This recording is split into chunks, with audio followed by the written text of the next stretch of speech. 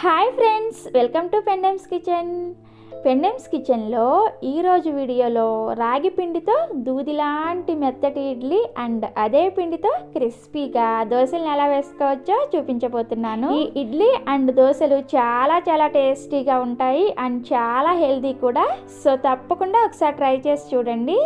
ఇక లేట్ చేయకుండా ఈ హెల్తీ టేస్టీ బ్రేక్ఫాస్ట్ని ఎలా తయారు చేసుకోవచ్చో ఈ వీడియోలోకి వెళ్ళి చూసేయండి. ఫస్ట్ ఈ పిండిని ప్రిపేర్ చేసుకోవడం కోసం ఇలా ఒక గిన్నెని తీసుకొని అందులోకి 1 కప్పు మినపగుళ్ళని వేసుకోండి. తర్వాత ఇందులో ఏ కప్పుతో అయితే మినపగుళ్ళని వేసుకున్నారో అదే కప్పుతో 1 కప్పు బియ్యాన్ని వేసుకోండి. ఇక్కడ మీరు ఏ బియ్యాన్ని అయినా వేసుకోవచ్చు. నేనైతే దోశల బియ్యాన్ని వేస్తున్నాను. అండ్ అదే కప్పుతో 1/2 కప్పు కొద్దిగా లావుగా ఉన్న అటుకుల్ని వేసుకోండి.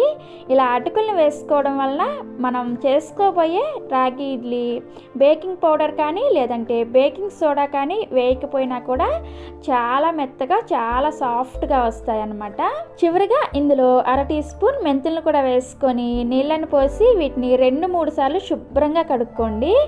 సో ఇలా కడిగిన తర్వాత దీని మీద ఒక మూతను పెట్టుకొని ఈ బియ్యాన్ని అండ్ మినపప్పుని ఒక 5-6 గంటల సేపు నానబెట్టుకోండి.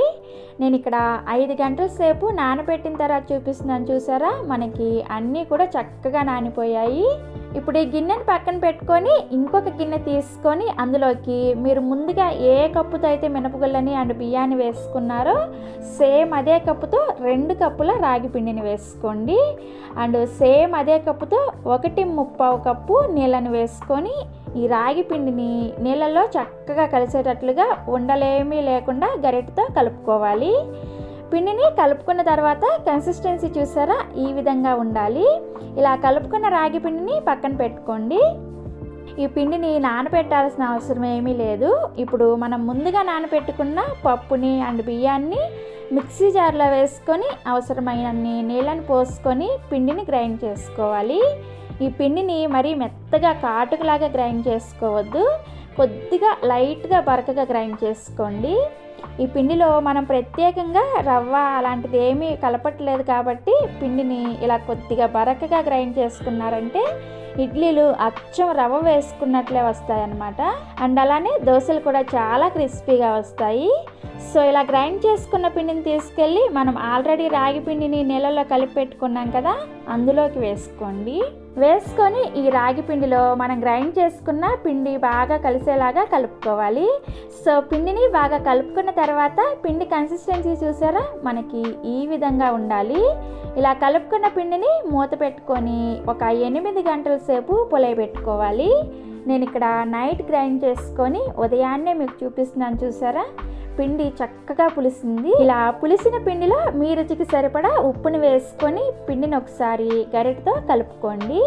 మనం వేసిన ఉప్పు పిండిలో కలిసిన తర్వాత ఇందులో నుంచి మీకు కావలసినంత పిండిని వేరొక గిన్నెలోకి తీసుకొని మిగిలిన పిండిని తీసుకెళ్ళి ఫ్రిడ్జ్లో పెట్టుకున్నారంటే 2-3 రోజుల పాటు ఫ్రెష్గా ఉంటుంది. సో మనకి 2-in-1 బ్యాటర్ రెడీ అయిపోయింది. ఫస్ట్ ఈ పిండితో ఇడ్లీలు ఎలా వేసుకోవాలో చూపిస్తాను. ఈ ఇడ్లీలను పెట్టుకునే ముందే ఇడ్లీ పాత్రలో 1.5 గ్లాసుల నీళ్ళని పోసుకొని మూత పెట్టి స్టవ్ మీద పెట్టుకొని ఈ నీళ్ళని హై ఫ్లేమ్లో మరిగించుకోవాలి. ఈ నీళ్లు మరిగేలోపు ఇడ్లీ ప్లేట్లను తీసుకొని ఈ ఇడ్లీ గుంతల్ని నూనెతో కానీ లేదంటే నెయ్యితో కానీ గ్రీస్ చేసుకోండి. ఇలా నెయ్యి కానీ లేదంటే నూనె కానీ గ్రీస్ చేసుకోవడం వల్ల ఇడ్లీ అవి ప్లేట్లకు అతుక్కోకుండా ఈజీగా వస్తుంది. సో ఇలా గ్రీస్ చేసుకున్న తర్వాత మీరు నార్మల్ ఇడ్లీని ఎలా అయితే పెట్టుకుంటారో అదే విధంగా మీకు ఎన్ని ప్లేట్లు కావాలంటే అన్ని ప్లేట్లలో ఇడ్లీలను పెట్టుకోండి. ఇక్కడ నేను 2 ప్లేట్ల ఇడ్లీలని పెడుతున్నాను. ఇడ్లీ ప్లేట్లని స్టాండ్లో పెట్టుకునేటప్పుడు కూడా చూడండి, కింద ప్లేట్లో ఉన్న ఇడ్లీకి పైన మనం పెట్టుకోపోయే 2వ ప్లేట్లో ఉన్న రంధ్రాలు వచ్చేలా పెట్టుకోవాలి. అలా అయితేనే ఇడ్లీ అన్నీ కూడా ఈవెన్గా స్టీమ్ అవుతాయి.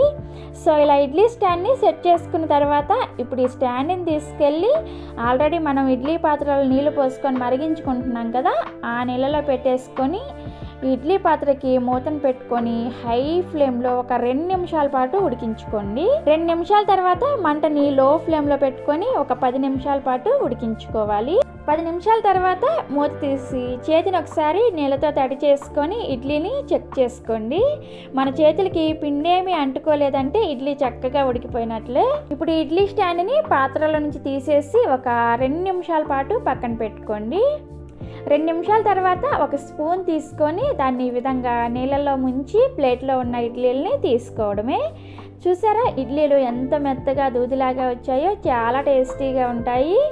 మీరు ఇదే పిండితో కావాలంటే దోశలను కూడా వేసుకోవచ్చు, లేదంటే గుంత పొంగనాలను కూడా వేసుకోవచ్చు. సో నేనైతే ఇప్పుడు ఇదే పిండితో దోశలను వేసి చూపిస్తాను.